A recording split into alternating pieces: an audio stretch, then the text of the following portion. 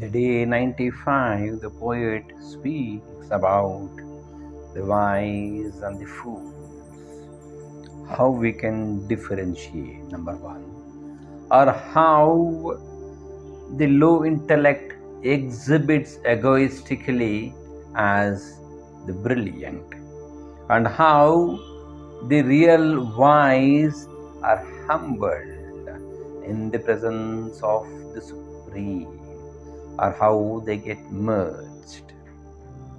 So the verse, it goes like this. Mane janata to jani murka bahe atarka sitarki asako na ahe jani mi pane pahatam pahavena taya lakshitam vigale rahavena. Taya lakshitam vegale rahavena is the crux, but that we'll see at the end after understanding the above three lines, which are very sensitive. He says, Mahane janata to janim murka pahe. He says, only the fools, they declare or they say that I have seen the Lord, I have known the Supreme. Now we have so many Babas coming up saying that they have. Then what does it mean? And this might even put an axe. Even Krishna, he says, I am God, worship unto me, all these things. Then what does it mean? Ramakrishna, but Thakur of Bengal, he said, I communicate to Mother Kali as I communicate with you. Then what? Then what does it mean? He says, Mahane janata to jani murkamahe. He says, only the fools says that I know. Why? Because atarka sitarki asakona he. He says that Supreme which is beyond logic, how can you understand with logic?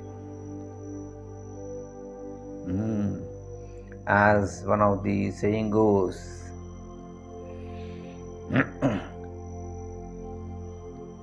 what is that statement? I'm not getting it. I'll tell you when it flashes, So he says, atarkasi tarki, beyond logic.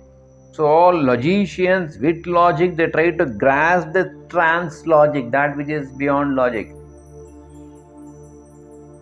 Vartho nivartante aprapsa manasa saha. He says, it cannot be explained by words nor comprehended by the mind. Anandam Brahmano with that is extreme bliss. So that which is beyond mind, how can we comprehend with mind? That which cannot be comprehended with mind, how can we speak about it? For example, we have something called abstract nouns. For example, hunger, pain, anger. That you cannot see, but you can feel and you can express. But this is beyond comprehension. Next he continues, Jani mi pane pahatam pahavena. Oh, this is because of the projection of the ego. Mi pani, due to egoism. Pahati, that I have seen. Pahavena.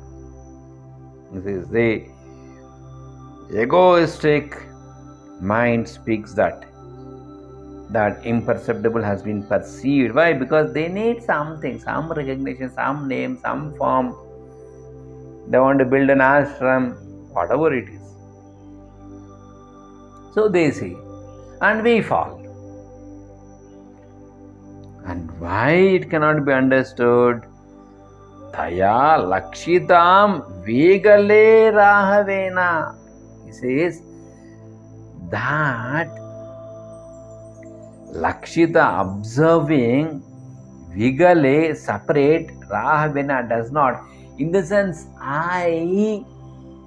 when I perceive that supreme, this small I of mine filled with the ego of I, me and mine drops and falls. When that I falls, how can that be expressed? Think. Because I merge with the self, or I merge with the light. Then where is the duality, I and the self? Then who has to speak? Who has to tell whom? Because that becomes omnipresent.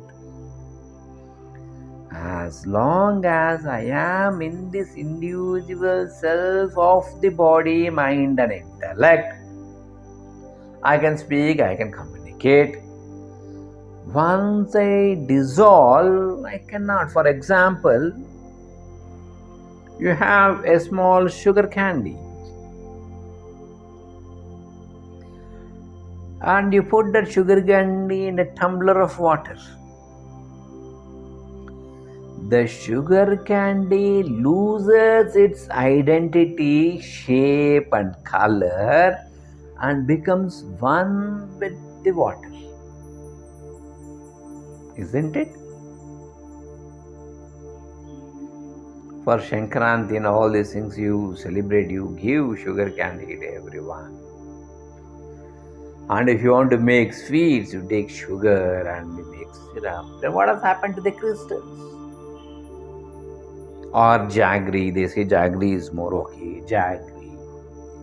Jaggery after dissolving, it remains some sediment. There is the dust or the small silicone or mud that is there. But the pure jaggery becomes one. Then how can the jaggery say that I am jaggery? It has become one. Similarly, the individual self doesn't exist to say I have known the truth. Because if he says I have known, there are two things, I and the truth. But here he is merged in the truth. Think and ponder, please. So staying in that particular thought of oneness, Nirguna Brahma, now we will come to Saguna Brahma. As we know the dialogue from the Ramacharita-manas, now Parvati has explain everything in detail, asked and then asked by her about Sri Ram. And now at this stage, for a moment, Shiva just thinks of him in his mind. And he gets lost in ecstasy for an hour. Understand, 1 hour of their time is something different here. So let us not go to the time wraps and other things. And once he thinks of him, or when Sri Ram flashed in his mind, what happened? Harahiyam Ramacharita sab aayi prema pulaka lochana jalachaye Shri Raghunatha Rupa Uruava Paramananda Amita Sukha Pava. You see, the moment he thought of Ram, or the moment Ram flashed in his mind, Paramananda Amita Sukha Pava, he got into that supreme blissful state just by that thought of the embodiment of Sri Ram. And then what?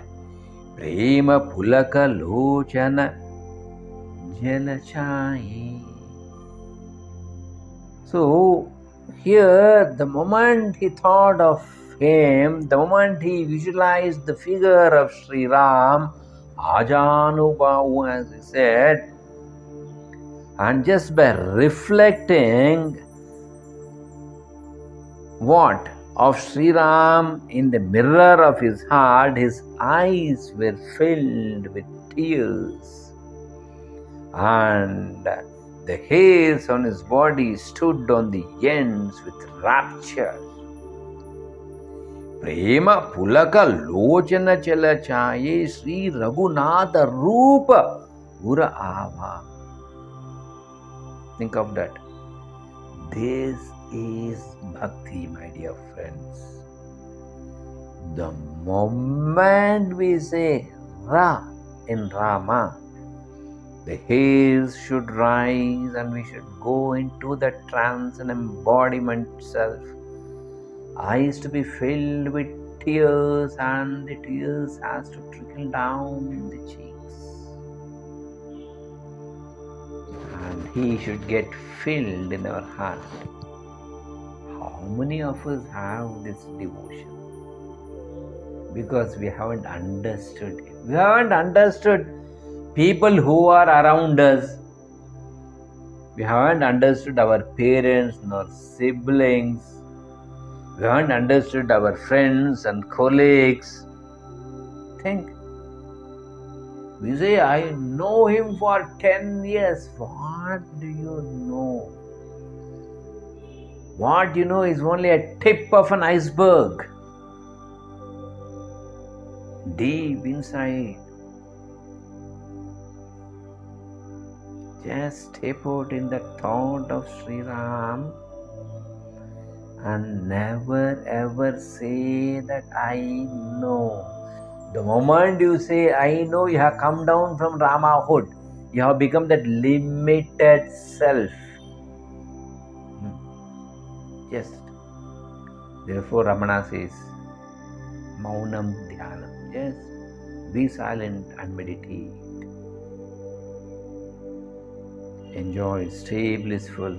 Thanks for being with.